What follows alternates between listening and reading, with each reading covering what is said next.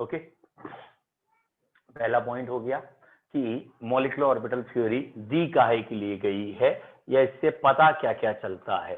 तो molecular orbital theory से हमें बॉन्ड ऑर्डर पता चलता है और मैग्नेटिक बिहेवियर या मैग्नेटिक कैरेक्टर पता चलता है।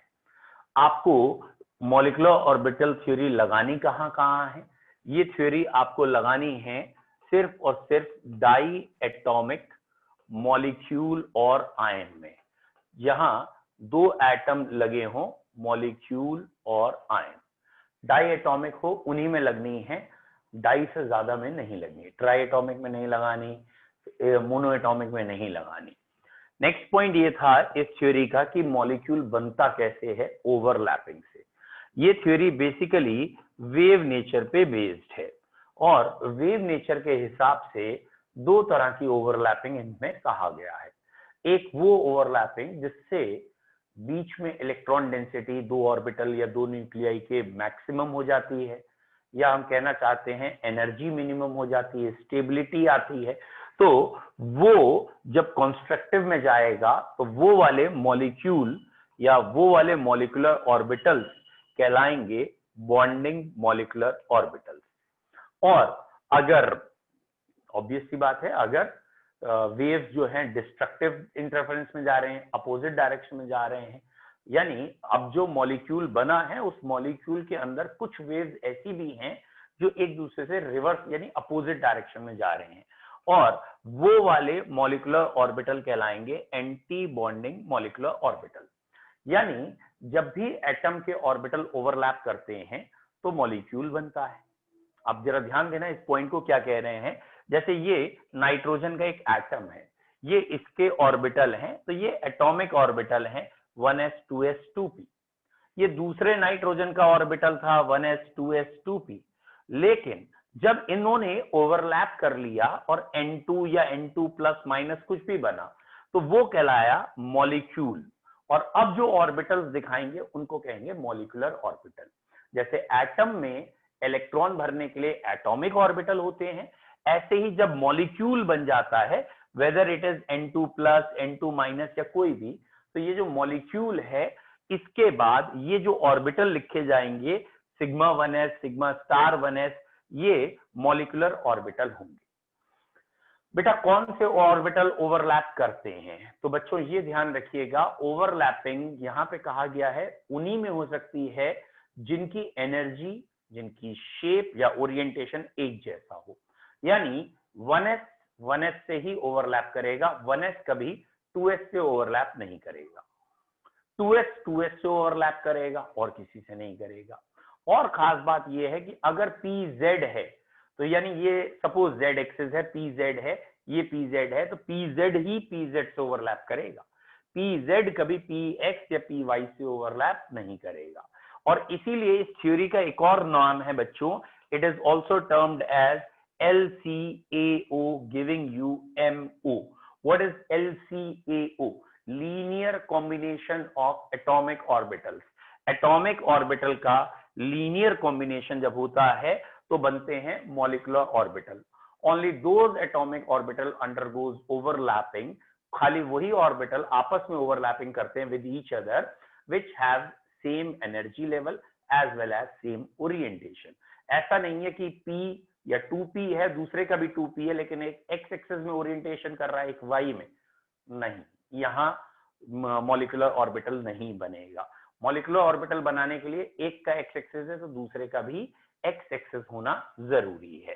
तो यहां पे अभी तक के पॉइंट ये आए हैं कि ये थ्योरी आपको दी है हुंड एंड मिलिकिन ने। इस थ्योरी से डाई एटॉमिक मॉलिक्यूल या आयंस यानी N2 प्लस N2 माइनस या Cn माइनस, ठीक है, या और कोई ऐसा O2 O2 प्लस माइनस, इनके लिए आप बॉन्ड ऑर्डर बता सकते हैं या इनका आप मैग्नेटिक बिहेवियर बताएंगे कि अनपेयर्ड इलेक्ट्रॉन है तो पैरामैग्नेटिक है बेटा, और पेयर्ड है तो डायामैग्नेटिक है। इस थ्योरी ने कहा कि जैसे एटम के अंदर ऑर्बिटल होते हैं वैसे मॉलिक्यूल्स के अंदर भी ऑर्बिटल होते हैं, और उन ऑर्बिटल को हम कहते हैं मॉलिक्यूलर ऑर्बिटल। ये मॉलिक्यूलर ऑर्बिटल दो तरह के होते हैं, एक जो बॉन्ड बनाने को फेवर करते हैं, जिनकी एनर्जी कम होती है, जिसमें इलेक्ट्रॉन डेंसिटी ज्यादा होती है, दो ऑर्बिटल के बीच में इलेक्ट्रॉन क्लाउड ज्यादा होता है, they are termed as bonding molecular orbital, क्योंकि ये बॉन्ड बनाने को फेवर करते हैं। और दूसरे जो एक दूसरे से रिपेल करते हैं, they will termed as anti bonding molecular orbital, और इससे बॉन्ड नहीं बनता। नेक्स्ट पॉइंट इस थ्योरी में था कि जितने ऑर्बिटल भी ओवरलैपिंग में जाएंगे, सपोज n ऑर्बिटल्स ने अपनी एनर्जी मिक्स की है, ओवरलैपिंग की है, तो n ही एटॉमिक ऑर्बिटल थे, n ही मॉलिक्यूलर ऑर्बिटल बनेंगे, और उन n में से n/2 बॉन्ड बनाने को पहले फेवर करेंगे, और बचे हुए n/2 बाद में, पहले इनका नंबर आएगा और बाद में ये रिपेल करने वाले भी आएंगे। तो जैसे 1s ने अगर ओवरलैप किया है तो बेटा दो तरह का 1s बनेगा, एक सिग्मा 1s और एक सिग्मा स्टार 1s बनेगा। अगर 2s ओवरलैप करेंगे तो दो 2s बनेंगे, एक सिग्मा 2s एक सिग्मा स्टार 2s। ऐसे ही 2p, ये तीन ऑर्बिटल हमारे कोर्स में है, 2p में बेटा हमारे कोर्स में सिर्फ इतने ही है, 2px है, 2py है और 2pz है, ये ओवरलैप कर रहे हैं। बेटा आपको भी मालूम है कि पहला जो ओवरलैप होगा या पहला जो बॉन्ड बनता है वो सिग्मा होता है और बाद वाले पाई होते हैं। तो यहाँ pz से मैंने शुरुआत कर ली है और ये 2pz है। 2pz से जब करेगा तो सिग्मा 2pz बनेगा, एक सिग्मा स्टार 2pz बनेगा। और बाकी के p ऑर्बिटल जब ओवरलैप करते हैं, ऑब्वियसली करते वो अपने से ही हैं, ठीक है, बुक वाले इसे यहां लिख देते हैं 2π2x ऐसे करके या p2x, और ये बनाएंगे पाई बॉन्ड, और यहाँ पाई 2py होगा, यहाँ पाई 2px होगा, यहाँ पाई स्टार 2py होगा और पाई स्टार 2px होगा। मतलब कहने का क्या है इसका, ये जो मैंने अभी आपको लिख के दिखाया, इसका मतलब क्या है कि एटम के ऑर्बिटल ओवरलैप करते हैं, they are termed as atomic orbital, molecule बनता है मॉलिक्यूलर ऑर्बिटल, और जितने भी मॉलिक्यूलर ऑर्बिटल हैं उसके आधे बॉन्डिंग और आधे एंटी बॉन्डिंग होते हैं। अगर 1s ने ओवरलैप किया तो बेसिकली दो ऑर्बिटल हैं, तो बाद में भी दो ही मॉलिक्यूल के अंदर ऑर्बिटल दिखेंगे, दो में से एक बॉन्डिंग का होगा, एक एंटी बॉन्डिंग का। जब 1s ओवरलैप करेंगे तो बच्चों उस समय नाम क्या क्या है, एक का नाम है सिग्मा 1s और एक का नाम है सिग्मा स्टेरिक या स्टार लगा दिया है, और इसका मतलब एंटी बॉन्डिंग से है। ऐसे ही सबके बॉन्डिंग एंटी बॉन्डिंग आएंगे। अब बेटा इसके बाद अगला पॉइंट ये था कि इसकी सीरीज बनाई गई, मतलब मॉलिक्यूल्स के अंदर जो ऑर्बिटल होते हैं उनमें इलेक्ट्रॉन भरने हैं, तो वो इलेक्ट्रॉन भरने के लिए इनकी सीरीज है, और इसमें ना दो तरह की सीरीज है। दो तरह की क्या सीरीज है, एक सीरीज हमारी ऐसी है, सिग्मा 1s पहले आता है, सिग्मा स्टार 1s आता है, फिर सिग्मा 2s आता है, सिग्मा स्टार 2s आता है। मतलब बाबा जी तो मौजूद हैं, ये रहा B for bonding, A for anti bonding, B for bonding, A for anti bonding, बाबा जी तो हैं। और बाबा जी के बाद एक सीरीज में पहले है सिग्मा 2pz और फिर है पाई 2px, पाई 2py एक साथ, और बेटा इसी के साथ है पाई स्टार 2px और पाई स्टार 2py, और आखिरी में है सिग्मा स्टार 2pz। तो एक सीरीज आपको जो पढ़नी है वो है बाबा के बाद एक ऑर्बिटल है, एक के बाद दो ऑर्बिटल हैं, फिर दो हैं और फिर एक है, बाबा 1 2 1। तो बाबा 12 21 जो सीरीज है, इसमें आप ध्यान से देखो तो 10 ऑर्बिटल है टोटल, 10 ऑर्बिटल यानी टोटल 20 इलेक्ट्रॉन जब हो तब के लिए सीरीज है। या ये अभी बता देते हैं, अभी एक्सप्लेन करता हूं बेटा क्या कहना पूछना चाह रहे हैं आप, स्टार में एंटी बॉन्डिंग ये वो अभी बता रहे हैं। तो ये जो हमारी सीरीज है ये तब के लिए है जब टोटल इलेक्ट्रॉन्स 15 एंड अबव हो। अगर बेटा टोटल इलेक्ट्रॉन 15 एंड अबव होते हैं तो हम इस सीरीज को बनाते हैं, और अगर टोटल इलेक्ट्रॉन्स हमारे 14 एंड बिलो होते हैं, 14 या 14 से कम होते हैं, तो हमारी सीरीज ऐसी है बेटा। 14 या 14 से कम के लिए सीरीज है sigma 1s, sigma star 1s, sigma 2s, sigma star 2s, यानी बाबा जी तो अपनी जगह पे हैं, बी ए ये तो अपनी जगह पे हैं। लेकिन यहां पे पहले आता है पाई बॉन्ड, तो ये पाई 2px और पाई 2py, ये पाई 2px और पाई 2py पहले आता है, और फिर आता है सिग्मा 2pz। क्योंकि हमें 14 इलेक्ट्रॉन ही भरने हैं तो इतनी ही सीरीज है, इसके आगे की सीरीज नहीं है, या इसके आगे की सीरीज की हमें जरूरत नहीं है। सॉरी, सीरीज तो है लेकिन हमें जरूरत नहीं है। तो ये सीरीज तब यूज करनी है व्हेन टोटल इलेक्ट्रॉन्स आर 14 और बिलो। अगर टोटल इलेक्ट्रॉन 14 या 14 के बिलो होंगे तो आप ये सीरीज यूज करेंगे, अदरवाइज आप पहले वाली सीरीज यूज करेंगे। अब बच्चों, स्कूल का टीचर क्या चाह रहा है कि आप इस सीरीज को ऐसे लिख के ना दिखाएं, वो चाह रहा है इसे आप डायग्रामेटिक शो करें। ठीक है, तो ये सीरीज को भरना आना चाहिए। तो भरने के लिए आपको पहले याद तो करनी ही पड़ेगी। बेटा देखो, सीरीज याद कर लीजिए, और अगर आप नहीं करोगे तो शॉर्टकट से मैं आपको क्वेश्चन करा दूंगा, लेकिन याद कर लो, अच्छा रहेगा। बेटा सपोज उन्होंने कहा है O2 के लिए MO सीरीज बना के भर के दिखाइए, जैसे MO डायग्राम कह देते हैं। तो O2 के लिए अगर MO डायग्राम पूछा है तो एक ऑक्सीजन में 8 और दूसरे ऑक्सीजन में 8, टोटल इलेक्ट्रॉन हो गए 16 इलेक्ट्रॉन भरने हैं। तो ये रहा 1s, ये रहा 1s, ये पहला एटम चलेगा, ये दूसरा एटम, और बीच में मॉलिक्यूल। तो ये 1s और 1s ने ओवरलैप किया, तो बेटा ये आ गया सिग्मा 1s और ये आ गया सिग्मा स्टार 1s। ऐसे ही कोई भी हो 2s ओवरलैप कराएंगे फिर आप, और ये सिग्मा 2s और सिग्मा स्टार 2s आएगा, sigma 2s sigma star 2s। इसके बाद बेटा यहाँ p के ऑर्बिटल्स ओवरलैप करेंगे हमारे। इसके बाद जो ओवरलैपिंग हमें दिखानी है वो p के ऑर्बिटल्स में दिखानी है। इसे थोड़ा सा मैं छोटा कर लेता हूं फोटो को। ठीक है, अब हमें p के ऑर्बिटल्स में ओवरलैपिंग दिखानी है। ये रहे p के 3 ऑर्बिटल, ये भी है p के 3 ऑर्बिटल। और अभी मैंने आपको बताया है जब टोटल इलेक्ट्रॉन 16 है या 14 से ज्यादा है तो पहले सिग्मा 2pz आएगा, फिर इनके दोनों पाई आएंगे। ये रहा सिग्मा 2pz, फिर इनके दोनों पाई आ गए, that is pi 2px and pi 2py। इसके बाद इनके एंटी बॉन्डिंग आएंगे, that is pi star 2px, pi star 2py, और आखिरी में सिग्मा स्टार 2pz। बेटा ये सीरीज है, जो आप याद कर पाए तो अच्छा है। फिलहाल 16 इलेक्ट्रॉन इसमें हमें भरने हैं। 16 इलेक्ट्रॉन कहां कहां है? 1s में 2 है, 2s में 2 है, 2p में 4 है। ये ऑक्सीजन की ग्राउंड स्टेट है, 1s 2s 2p 4। ऐसे ही यहाँ 1s में 2 है, 2s में 2 है और 2p में 4 है। इन दोनों ऑक्सीजन के मैंने इलेक्ट्रॉन भर दिए हैं बेटा ऐसे।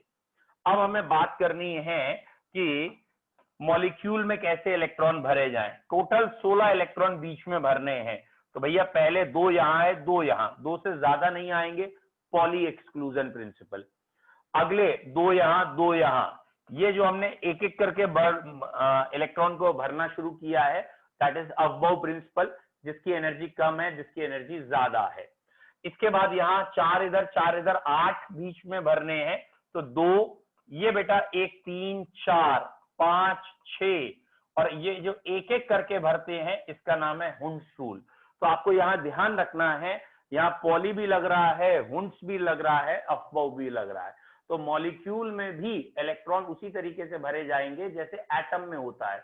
जैसे एक एटम का कॉन्फ़िगरेशन होता है, एटॉमिक कॉन्फ़िगरेशन या इलेक्ट्रॉनिक कॉन्फ़िगरेशन होता है, वैसे ही मॉलिक्यूल में भी इलेक्ट्रॉन्स का एक कॉन्फ़िगरेशन है जो कि ये दिखाया गया है।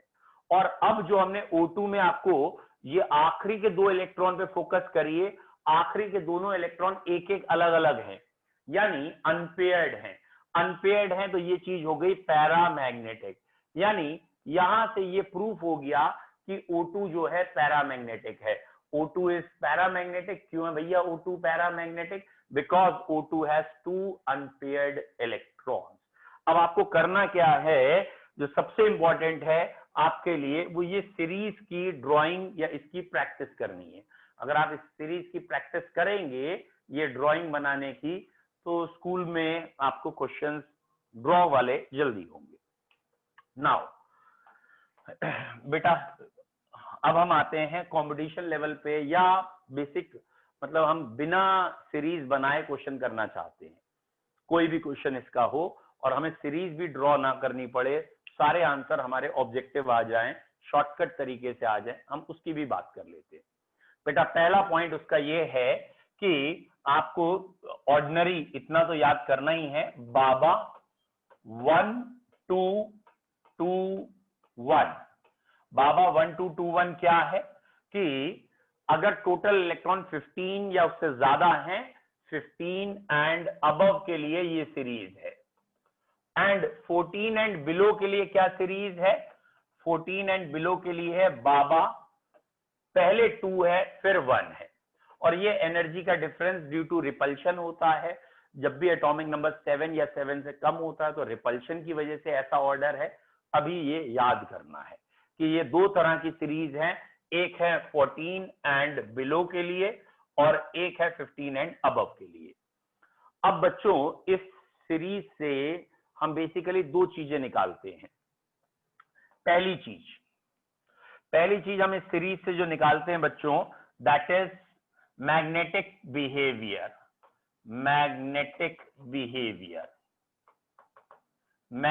बिहेवियर में अगर कहीं पे अनपेयर्ड इलेक्ट्रॉन होते हैं तो हम उसको कह देते हैं पैरामैग्नेटिक। और बेटा अधिकतर पैरामैग्नेटिक चीजें कलर्ड है, और अगर सारे इलेक्ट्रॉन पेयर्ड हैं, ऑल इलेक्ट्रॉन्स आर पेयर्ड, तो वो चीजें कहलाती हैं डायामैग्नेटिक। तो 2 तरह के मैग्नेटिक फील्ड या इफेक्ट आपको यहां पता चलेंगे, एक पैरामैग्नेटिक और एक डायामैग्नेटिक। अगर सारे इलेक्ट्रॉन पेयर्ड है, कोई भी अनपेयर नहीं है तो डायामैग्नेटिक, और अगर कोई एक भी अनपेयर्ड है तो पैरामैग्नेटिक। ठीक है। अब बच्चों एक कॉमन सेंस, शॉर्टकट की बात कर रहे हैं। अब कॉमन सेंस बेटा, अगर इट इज कॉमन सेंस कि अगर आपके पास ऑड नंबर में कोई भी चीज है, ऑड, जैसे 11 पेन्स हैं, 11 चेयर्स हैं, 7 पेन्स हैं, something like this, odd number में कोई चीज है और हम उसको कह रहे हैं कि पेयर्स में अरेंज करिए, पेयर्स 2-2 को एक साथ रखिए। तो कॉमन सेंस है कि ऑड नंबर की अगर कोई चीज है और पेयर में अरेंज कर रहे हैं तो एक तो अनपेयर रहेगा ही रहेगा। It is a common sense. क्यों रहेगा एक तो अनपेयर? भैया तुम्हारे पास सपोज 5 पेन थे, 2-2 करके आपने इकट्ठे करके रखे, 2 और 2 4, 1 रह गया। तो it is a common sense कि अगर कभी टोटल इलेक्ट्रॉन्स ऑड हैं, अगर टोटल इलेक्ट्रॉन ऑड हैं, देन गारंटीड यहां पे वो पैरामैग्नेटिक होना ही होना है, एक अनपेयर आएगा ही आएगा। ध्यान रखना, ये जो मैं पॉइंट अभी पढ़ा रहा हूं ये मॉलिक्यूलर ऑर्बिटल के लिए पढ़ा रहा हूं, ठीक है। इसके आगे वाले पॉइंट पूरी केमिस्ट्री के लिए नहीं है, सिर्फ मॉलिक्यूलर ऑर्बिटल के लिए। तो अगर कभी टोटल इलेक्ट्रॉन ऑड हैं तो गारंटी है एक अनपेयर आना ही आना है, क्योंकि कोई भी तरीका नहीं है कि हम अरेंज करें और वो ऑड ना हो। ठीक है, 2-2 करके अरेंज करें और ऑड ना हो। किसी को डाउट? चलिए एग्जाम्पल से समझते हैं। एग्जाम्पल से समझिए बेटा, सपोज आप मंदिर चले गए, गुरुद्वारे चले गए, वॉट एवर, ठीक है। अब आप जब मंदिर गए या गुरुद्वारे गए तो वहां से लौट के आते समय आपके पास, लेट सपोज आते समय आपके पास 11, ठीक है, 11 शूज, स्लीपर्स, वॉट एवर ये है। आते समय गए तो आप 2 पहन के ही थे, और आते समय 11 हैं, मतलब उठा लाए तो हम उठाईगिरी का काम कर रहे हैं, 11 ले आए हैं। तो अगर 11 शूज लाए हो तो पैरा है या डाया है? गारंटेड आप क्या कह सकते हो 5 जोड़ी श्योरली लाए हैं, या मतलब 101% एक जोड़ी अनपेयर रहेगी। It is paramagnetic, 101% it is paramagnetic. Clear? Next, अब अगला पॉइंट जरा ध्यान से। सपोज आप 11 ले आए, बड़े खुश, लेकिन थोड़ा सा दिक्कत तो हुई एक शूज में, तो अगले दिन फिर चले गए दूसरे मंदिर में। अब आप दूसरे मंदिर में गए हैं और अब आप 10 शूज लाए हैं। ध्यान देना, 10 शूज लाए हैं। क्या ये गारंटी है कि आप 5 पेयर ऑफ शूज लाए हैं? क्या ये गारंटी है कि आप 5 पेयर्स ही लाए हैं? बताओ। तो पॉइंट इज दिस, ठीक है, वेरी गुड। 2-4 बच्चों ने बिल्कुल सही कहा है, आंसर लिख के क्या कह दिया है। ये एक्सपीरियंस्ड बच्चे हैं, इनका दिमाग जरूरत से तेज चल रहा है और ये पूरे एक्सपीरियंस करके बैठे हैं वहां का। ये कह रहे हैं कि अलग अलग भी तो आ सकते हैं, है ना भाई। एक का 5 नंबर आ गया, एक का 7 नंबर आ गया, है ना। जरूरी थोड़ी पेयर सेम ही आएंगे, अलग अलग भी आ सकते हैं। ठीक है, तो बेटा अभी मैं ये कॉमन सेंस मतलब वैसे कर रहा हूं, केमिस्ट्री के हिसाब से नहीं पूछा था। अब बेटा जरा चेक करते हैं, थोड़ा सा हम पीछे जाके चेक करते हैं। ध्यान से देखिए बेटा, ये सीरीज है 14 एंड बिलो के लिए। अब बेटा अगर मैं तुमसे कहूं यहां 10 इलेक्ट्रॉन भरने हैं, 10, तो बेटा फर्स्ट इलेक्ट्रॉन यहां आया, सेकेंड इलेक्ट्रॉन यहीं आते से पेयर कर देगा। तो ध्यान से देखिएगा, पहला अनपेयर, दूसरा।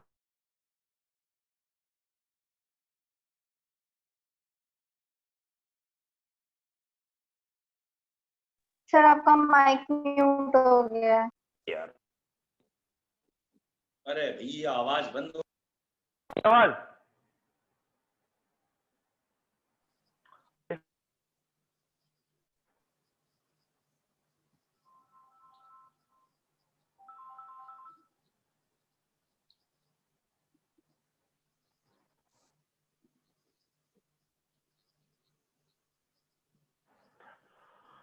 बेटा जरा सोच के देखिएगा, इसमें एक एक करके आप इंक्रीमेंट करके देखिए कि जैसे जैसे आप आगे जा रहे हैं, आई मीन टू से, पहला इलेक्ट्रॉन अनपेयर, दूसरा पेयर, तीसरा अनपेयर, चौथा पेयर, पांचवा अनपेयर, छठा pair, even odd rule game चल रहा है, सातवां अनपेयर, आठवां पेयर। Is it clear? तो पहले 8 में परफेक्ट केजरीवाल लग गया, इवन ऑड चल गया। अब बेटा 8 के बाद जरा बताना, नवा इलेक्ट्रॉन यहां गया 9th, और 10th कहां जाएगा? अगर आपको दिख गया हो तो 10th यहां आएगा, क्योंकि ये दोनों हम एक साथ बनाते हैं, ये डीजनरेट होते हैं, दोनों पाई होते हैं, एक एक करके इलेक्ट्रॉन भरते हैं। तो यहाँ टोटल इलेक्ट्रॉन मैंने 10 भरे थे, लेकिन 2 अनपेयर आ गए। तो डायरेक्ट शॉर्टकट याद रखना है, 10 इलेक्ट्रॉन में 2 अनपेयर होते हैं, बाकी कोई भी ऑड आ गया तो 1 अनपेयर, और 10 आ गए तो 2 अनपेयर। कोई भी ऑड आया तो 1, 10 आया तो 2। एक लास्ट पॉइंट इसका और है, थोड़ा और नीचे आते हैं। ये रहा, अगर टोटल इलेक्ट्रॉन 15 एंड अबव है, अगर टोटल 15 एंड अबव है, मान लो हमने कहा 16 भरने हैं, दैट इज ऑक्सीजन का केस। अब मैं डायरेक्ट भर रहा हूं, 2, 4, 6, 8, ये सब ऑर्बिटल ही थे। 2, 10, 2, 12, 2, 14, हमें भरने कितने? 16, 14 आ गए, ये रहा 15, ये रहा 16, 2 अनपेयर आए। तो एक शॉर्टकट आपके लिए डायरेक्ट तैयार हो गया है, ये आपको याद रखना है। क्या डायरेक्ट तैयार हुआ है? ये शॉर्टकट तैयार है बेटा कि if total electrons are odd then paramagnetic with one unpaired electron। अगर टोटल ऑड है तो पैरामैग्नेटिक है 1 अनपेयर इलेक्ट्रॉन।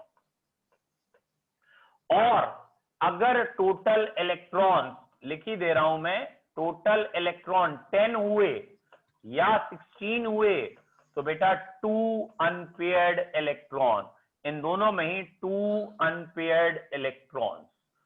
ठीक है, और इसके अलावा कोई भी इवन आएगा वो डायमैग्नेटिक। तो जरा ध्यान रखना है, 10 और 16 में 2 अनपेयर्ड है। कहां कहां है? तो 10 में अनपेयर्ड होते हैं पाई 2p x और पाई 2p y में, और 16 में अनपेयर होते हैं pi star 2p x and pi star 2p y में।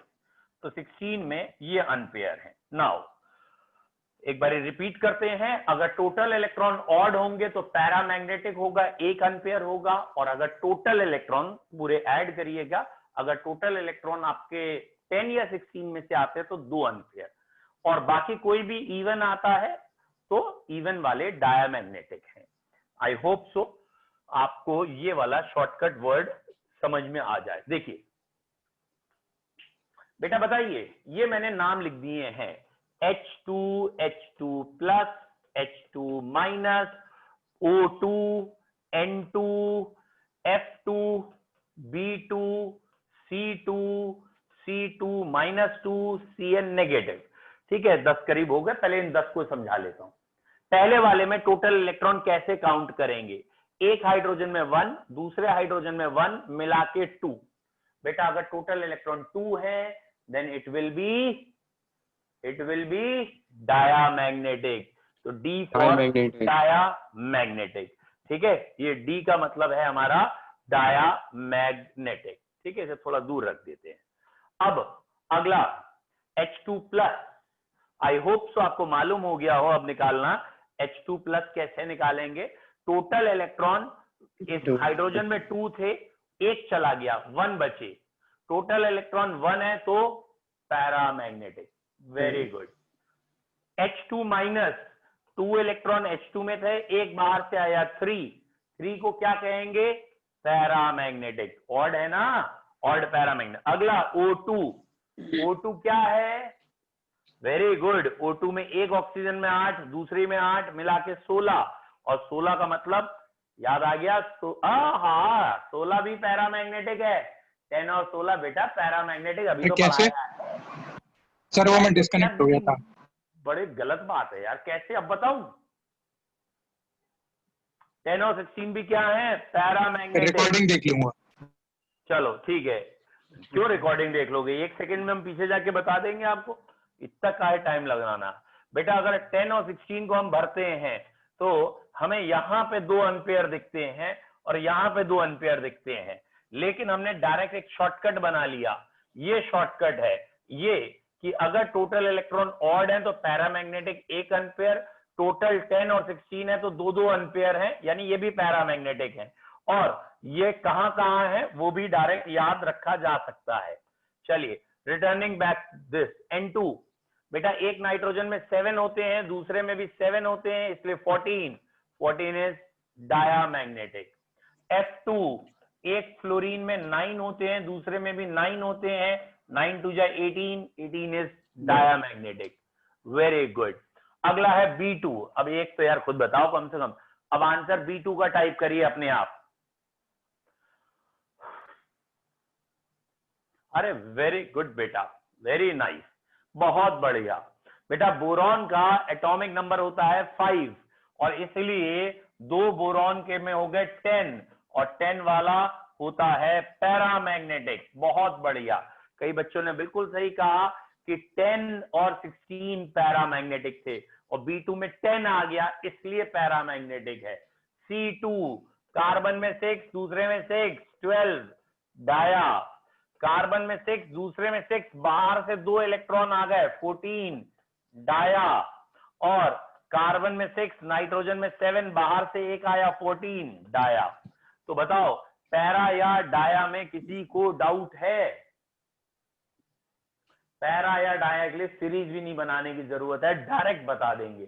वैसे बुक तो ये चाहती है, या स्कूल का टीचर चाहता है आप सीरीज में भरिए और वहां दिखाइए अनपेयर इलेक्ट्रॉन, फिर बताइए पैरा है या डाया है। हम कहते हैं बिना सीरीज भरे पैरा डाया बता देंगे। Done, very good. Next heading है मैग्नेटिक मोमेंट। बेटा मैग्नेटिक मोमेंट भी हम बिना सीरीज के निकाल सकते हैं, लेकिन ठीक है एक बार पढ़ लेते हैं। सॉरी, नेक्स्ट हेडिंग है bond order. Sorry, magnetic moment तो यही था, bond order. Beta, what is bond order? Basically, bond order means the number of covalent bond between 2 atoms. 2 atom के बीच में कोवेलेंट बॉन्ड कितने हैं? तो बॉन्ड ऑर्डर अगर 0 है, if bond order comes to be 0, इसका मतलब है मॉलिक्यूल डू नॉट एग्जिस्ट, वो मॉलिक्यूल एग्जिस्ट नहीं कर रहा है, वो एटम अलग अलग एग्जिस्ट कर रहे हैं, तो बॉन्ड ऑर्डर 0 आ सकता है। If bond order comes in fraction, तो मे बी रेजोनेंस हो रही हो या और कोई रीजन हो, फ्रैक्शन में भी आ सकता है। जनरली बॉन्ड ऑर्डर की मैक्सिमम वैल्यू 3 आएगी, क्योंकि 3 से ज्यादा एक्सेस नहीं होती ओवरलैप करने के लिए ना, दो एटम के बीच में जब ओवरलैप होता है तो 3 एक्सेस में ही ओवरलैप होता है, तो इसलिए बॉन्ड ऑर्डर की मैक्सिमम वैल्यू हम 3 मान लेते हैं कि दो एटम में जो ओवरलैप होगा वो तीनों एक्सेस से भी हो जाएगा, तो बॉन्ड ऑर्डर 3 होगा मैक्सिमम। तो बेसिकली बॉन्ड ऑर्डर का यहां क्या फॉर्मूला है बेटा, यहां बॉन्ड ऑर्डर का फॉर्मूला है that is bonding electron, number of bonding electron minus number of anti bonding electron, bonding count करिए, एंटी बॉन्डिंग काउंट करिए और 2 से डिवाइड करिए। बॉन्डिंग बॉन्ड बनाना चाहते हैं, एंटी बॉन्डिंग बॉन्ड नहीं बनाना चाहते, इन दोनों का डिफरेंस निकालिए। डिफरेंस में वो नंबर आ जाएंगे जो वाकई में बॉन्ड बनाना चाहते हैं, क्योंकि एंटी बॉन्डिंग ने कुछ को कैंसिल कर दिया। अब जितने इलेक्ट्रॉन बॉन्ड बनाना चाहते हैं उसके आधे ही तो बॉन्ड होंगे, number of bond is half the number of electron. भाई एक बॉन्ड 2 इलेक्ट्रॉनों से बनता है, तो अगर 10 इलेक्ट्रॉन बॉन्ड बनाने को तैयार हैं तो 5 बॉन्ड होंगे सिंपली, या सिंगल बॉन्ड में 2 इलेक्ट्रॉन, डबल बॉन्ड में 4, ट्रिपल बॉन्ड में 6, तो ये इलेक्ट्रॉन्स हैं। तो number of bonding electron minus number of anti bonding divide by 2 is the formula. पहले एक सिंपल एग्जांपल से देखते हैं। बेटा ऑक्सीजन ही फेवरेट मोस्ट है यहाँ, तो हम O2 का बॉन्ड ऑर्डर आपसे पूछ रहे हैं या निकालना बता रहे हैं। तो बेटा जो ये O2 होगा इसमें 8 + 8 16 इलेक्ट्रॉन होंगे, और जो स्कूल का टीचर चाहते हैं, बुक्स चाहती हैं, वो ये कि आप सीरीज भरिए, और मैं तो सीरीज बेटा ऐसे ही भरूंगा, बाबा 1 2 2 1, बाबा 1 2 2 1, और ये मैंने 1 2 2 1 में अगर आप ध्यान से देखें तो मैंने कई जगह स्लैश लगा दिए, वो एंटी बॉन्डिंग वाले हैं। अब बेटा मैं इलेक्ट्रॉन भर रहा हूं, 16 इलेक्ट्रॉन मुझे टोटल भरने हैं, 2 4 6 8 10 12 14 15 16। अब अगर आप चेक करें एंटी बॉन्डिंग में कितने हैं, एंटी बॉन्डिंग में कितने हैं बेटा, तो ये रहे 2 एंटी बॉन्डिंग के, ये रहे 2 एंटी बॉन्डिंग के, ये जो क्रॉस लगाया स्लैश लगाया ये भी एंटी बॉन्डिंग है, तो एंटी बॉन्डिंग के 6 हैं। वेरी गुड बेटा, अगर एंटी बॉन्डिंग के आपको 6 दिख गए तो it is a common sense कि बॉन्डिंग के 10 है, it is a common sense, क्योंकि टोटल 16 था, 16 में 6 एंटी बॉन्डिंग है, तुम्हारी इच्छा है तुम गिन लो, बॉन्डिंग 10 ही आएंगे क्योंकि टोटल 16 था। और यहां से अगर आप इसे माइनस करेंगे तो ये 4/2 आएगा, दैट इज ऑक्सीजन का बॉन्ड ऑर्डर 2 आएगा। तो ऑक्सीजन हैज बॉन्ड ऑर्डर 2, बिल्कुल ठीक है बेटा कि ऑक्सीजन का यहाँ पे बॉन्ड ऑर्डर आ गया 2। बोलो बच्चों कोई डाउट? सर एंटी बॉन्डिंग होता क्या है? हाँ बेटा फिर से बोलो। Sir anti bonding, anti bonding कौन से हैं सर होता क्या है? होता क्या है, ये तो पुराना क्वेश्चन हो गया, आज हमने स्टार्टिंग यहीं से की थी। जब एटम के ऑर्बिटल्स, दो अलग अलग एटम के ऑर्बिटल आगे ओवरलैप करते हैं, तो ओवरलैपिंग के दौरान दो ऑर्बिटल ने ओवरलैप किया है तो दो ही नए मॉलिक्यूल्स के अंदर ऑर्बिटल बन जाते हैं। एक वो ऑर्बिटल जो बॉन्ड बनाने को फेवर करता है जिसकी एनर्जी कम हो जाती है, और एक वो ऑर्बिटल जो बॉन्ड बनाने को फेवर नहीं करता है। जो बॉन्ड बनाने को फेवर कर रहा है उसे बॉन्डिंग मॉलिक्यूलर ऑर्बिटल कहते हैं, और जिसकी एनर्जी इन एटॉमिक ऑर्बिटल से ज्यादा हो जाती है, जो फेवर नहीं करता, उसे एंटी बॉन्डिंग कहते हैं। और एक सीरीज है, जैसे एटम के अंदर अबव प्रिंसिपल लगता है 1s2 2s2 2p6 and so, वैसे ही मॉलिक्यूल के अंदर भी एक सीरीज है जिसे मॉलिक्यूलर ऑर्बिटल सीरीज कहते हैं। लेकिन मॉलिक्यूलर ऑर्बिटल सीरीज दो तरह की है, एक में है sigma 1s sigma star 1s sigma 2s sigma star 2s, इसके बाद सिग्मा ही आता है, वो एक जनरल सीरीज है एटॉमिक नंबर 20 या टोटल 20 इलेक्ट्रॉन्स के लिए 15 से 20 के बीच में। और एक में सिग्मा बाद में आता है, पहले पाई आता है, वो अगर टोटल इलेक्ट्रॉन 14 या उससे कम हो। फॉर एग्जाम्पल अगर मैं आपको, ये एक अच्छा क्वेश्चन भी है, कॉम्पिटिटिव लेवल का क्वेश्चन भी है कि C2 में पूछें बॉन्ड ऑर्डर क्या है, तो बेटा C2 में 6 + 6 12 इलेक्ट्रॉन्स आएंगे। 12 इलेक्ट्रॉन्स को अगर हम भरेंगे तो ऑब्वियसली इसकी सीरीज हम बोलेंगे बा बा bonding anti bonding bonding anti bonding, और क्योंकि ये सीरीज आपको अगर याद आ गई तो इट इज बाबा 2 1, मतलब सिग्मा 1 है, सिग्मा स्टार 1 है, सिग्मा 2 है, सिग्मा स्टार 2 है, पहले आएगा पाई और उसके बाद आएगा दिस। और अब वेरी गुड बेटा, अब मेरे को यहाँ 12 इलेक्ट्रॉन भरने हैं बेटा, 12 इलेक्ट्रॉन भरने हैं तो 2pz नहीं आता। हाँ बेटा ये है 2pz, लेकिन ये बाद में है, ठीक है, सिग्मा 2pz बाद में है। ये 14 है दोनों वाली सीरीज। हाँ जी बेटा, यहाँ टोटल इलेक्ट्रॉन 12 तो आए हैं, और अगर टोटल इलेक्ट्रॉन 12 आए हैं तो 14 के बिलो वाली सीरीज भरेंगे, तो 2 4 6 8 10 12 यहीं पे भर गए सारे के सारे। अब बच्चों इसमें जरा ध्यान से देखिए इसका बॉन्ड ऑर्डर कैसे निकालेंगे।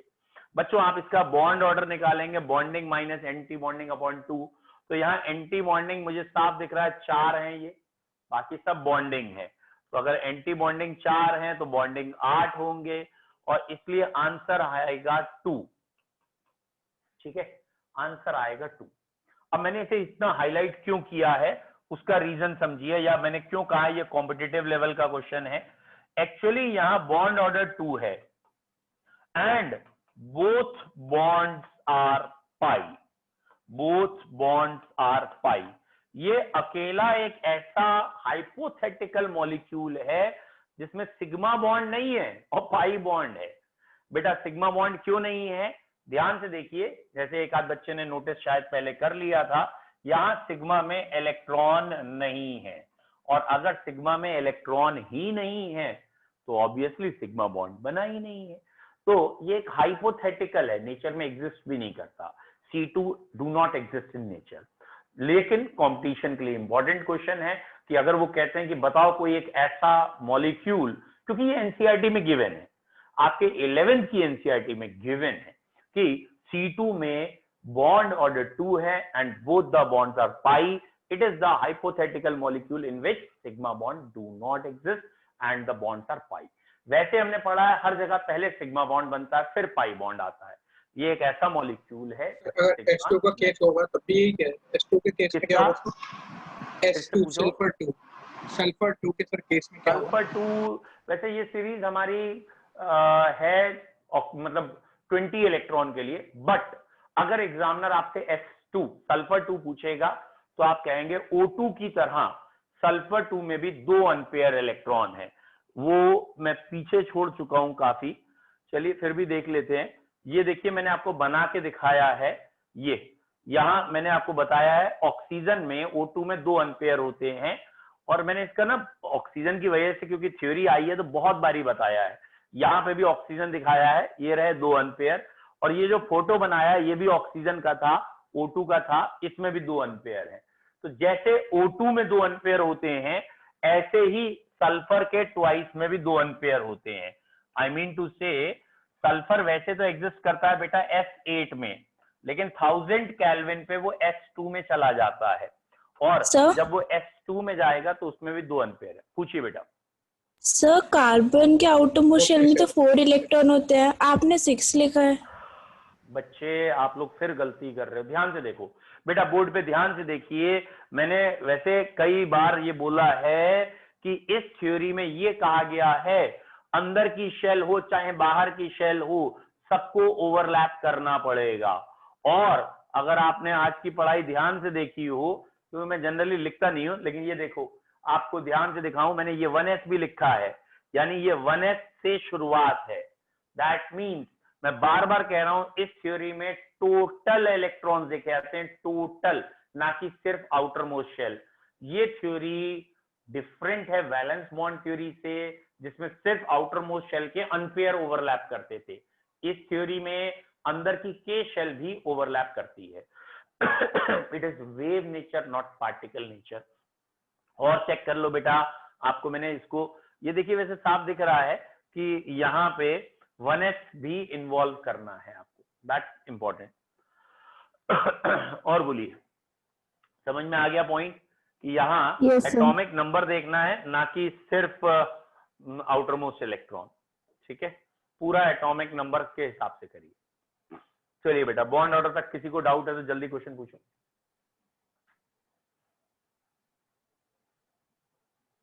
No doubt. अब बॉन्ड ऑर्डर का भी शॉर्टकट निकालेंगे। बॉन्ड ऑर्डर भी हम देखते ही बता देंगे किसका बॉन्ड ऑर्डर कितना है। ठीक है, बॉन्ड ऑर्डर के लिए भी शॉर्टकट है, लेकिन ठीक है बेटा, अगर मैंने आज वो भी शॉर्टकट रिवील कर दिया तो आप इसको, मैंने आज आपको क्वेश्चंस भी भेजे हैं थोड़े से। ठीक है, और अब बेटा हम कोशिश करेंगे कि डे टू डे आपको जो आपका टॉपिक हो उसी की थ्योरी मिल जाए, ऑलमोस्ट कोशिश करेंगे, और उसके क्वेश्चन भी मिल जाए कि आप पढ़ रहे हैं नहीं पढ़ रहे हैं पता लग जाएगा। सो इट्स माय एडवाइस कि आज इतना ही रखते हैं, और ये चैप्टर का ऑलमोस्ट लास्ट हेडिंग है, केमिकल बॉन्डिंग फिनिश हो रहा है, और पहले 4 चैप्टर इस बैच में हो जाएंगे, क्योंकि अभी दूसरे बैच जो 6 to 7 है ना, उसको भी हमें मैनेज करना है। एक्चुअली उसमें निखिल सर ने कह दिया कि 6 to 7 वो क्लास ले रहे हैं, तो मुझे टाइमिंग एडजस्ट करनी पड़ेगी। एंड सेकेंड थिंग ये भी है बेटा, शायद 21 के बाद गवर्नमेंट अलाउ कर रही है ऑफलाइन क्लासेस के लिए विद सोशल डिस्टेंसिंग, तो हमें बैचेस के टाइमिंग ऐसे ही रखने होंगे जिसमें हम आप लोगों को जब बुलाएं तो कोई दिक्कत ना आए, एंड सो। तो एक आध दिन में देखते हैं, आपके बैच का टाइम या तो थोड़ा चेंज करके उन्हें यहाँ ले आएंगे, या आपके बैच को थोड़ा सा रिवीजन मोड पे ले जाएंगे, क्योंकि उसमें चैप्टर 2 ऑलमोस्ट फिनिश पे है, उनका 3 और 4 में है, तो आपका 3 और 4 रिवाइज करा देंगे। ये हम डिस्कस कर लेंगे अभी आपसे। सर 23rd को एग्जाम है। एक जना, सब नहीं, एक बोलो पहले, बोलो बेटा। सर 23rd को एग्जाम है, तो फिर थर्मोडायनेमिक तक आ रहा है, तो हो जाएगा तब तक? आपने कब से ज्वाइन किया बेटा? सर हाँ जी, फर्स्ट डे से। बेटा मेरे पास कोई कैप्सूल या इंजेक्शन थोड़ी उठा के दे दूंगा। आप जिस स्पीड से पढ़ोगे, इंटेंसिटी पढ़ोगे, आपको समझ में आना चाहिए, दैट्स माय गारंटी। जितना पढ़ाऊंगा बहुत स्लो और कायदे से पढ़ाऊंगा, अच्छे से पढ़ाऊंगा, नंबर आ जाएंगे। लेकिन don't rush for only marks, क्योंकि आप आज से अगर आप ज्वाइन कर रहे हो, फिर आप चाह रहे हो कि टाइम बाउंडेशन दे दें कि 20 तक करा दो, 23 तक, तो वो जस्टिस नहीं होगा स्टडी के साथ। नंबर्स में दिखवा दूंगा, आपके नंबर आ जाएंगे। पता है क्या, मेरे पास एक शॉर्ट नोट्स भी बने हुए हैं रिवीजन नोट्स के नाम से, और यूजुअली स्कूल के टीचर उसके बाहर क्वेश्चन नहीं देते अभी तक, मतलब अगर वो आपको समझ में आ जाए तो टाइप्ड है। मैं वो नोट्स दूंगा चैप्टर वाइज, जब बहुत तेजी में मुझे कराना होता है, तो आप उसको रिवाइज कर लीजिए, आपके मार्क्स आ जाएंगे। बट अगर आप राइट फ्रॉम 11th नॉलेज की बात करें, फाउंडेशन जिसे कहते हैं ना, रॉक सॉलिड फाउंडेशन की बात करें, तो जैसे चल रहा है उसमें even up to competition level आपको पता ही नहीं चलेगा कि आपका सिलेक्शन भी हो जाएगा। हायर लेवल किसे कहते हैं लोग, वो आपको कभी पता ही नहीं चलेगा। आप अच्छे से अच्छे क्वेश्चन अपने आप कर लेंगे। इवन विश्वास नहीं है तो आज ही कोई भी कंपटीशन का बच्चा मिले, उससे C2 का क्वेश्चन पूछ लीजिएगा, उससे डायरेक्ट क्वेश्चन पूछेगा B2 N2 O2, इतनी जल्दी आंसर नहीं देगा जितनी जल्दी हमारे यहाँ का बच्चा देगा। वो भी पता है कब, अगर मैं आपको आज का ब्रेक दूं, थोड़ा टाइम दूं सेटल होने का, कल फिर 4 क्वेश्चन कराऊं, तब कल नया टॉपिक तो नहीं हो पाएगा तब भी। और कोई डाउट बोलो। सर आज मेरे में उन्होंने पेपर में सर सेमी मोलल दिया था। सेमी Sir, ये सेमी का मतलब क्या होता है? कौन- 1/2। Semi is 1/2। Semi molal of sulphuric acid molarity बतानी है बेटा। मोलैलिटी गिवन है, मोलैरिटी बनानी है, डेंसिटी गिवन होगा, तो बस आपको इतना ध्यान रखना था। सेमी मोलल का सेमी मींस बेटा हाफ को ही तो कहते हो semi. What is semi final? ठीक है, फाइनल से पहले सेमी इज हाफ। इतना कोई लैंग्वेज में भी खेल नहीं था। यूनिट कन्वर्जन रिवाइज करिए अगर ये वाले वर्ड्स याद नहीं है। सेमी, सेंटी, मिली। हाँ बेटा बोलिए। सूडो इनर्ट गैस कॉन्फ़िगरेशन क्या होता है? फिर से पूछना बेटा। Pseudo inert gas configuration. Pseudo inert gas configuration बेटा इनर्ट गैस कॉन्फ़िगरेशन बेसिकली क्या है? अगर आप कह रहे हैं इनर्ट गैस, तो आप कह सकते हैं इट इज H2P6।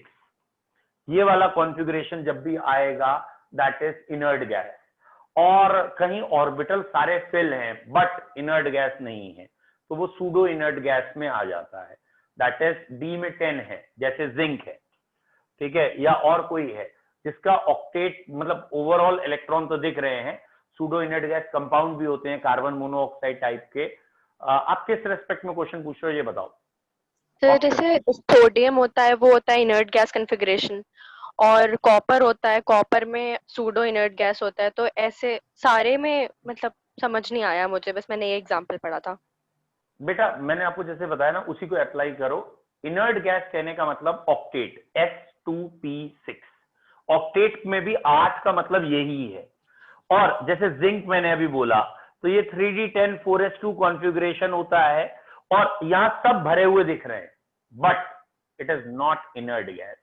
या कॉपर में 3d10 4s1 होता है बेटा, और कॉपर +1 जब करते हैं तो ये निकल जाता है। तो बेसिकली ये ऑक्टेट मतलब शेल तो कंप्लीट है but it is not inert gas. Okay sir. Clear? और कोई डाउट?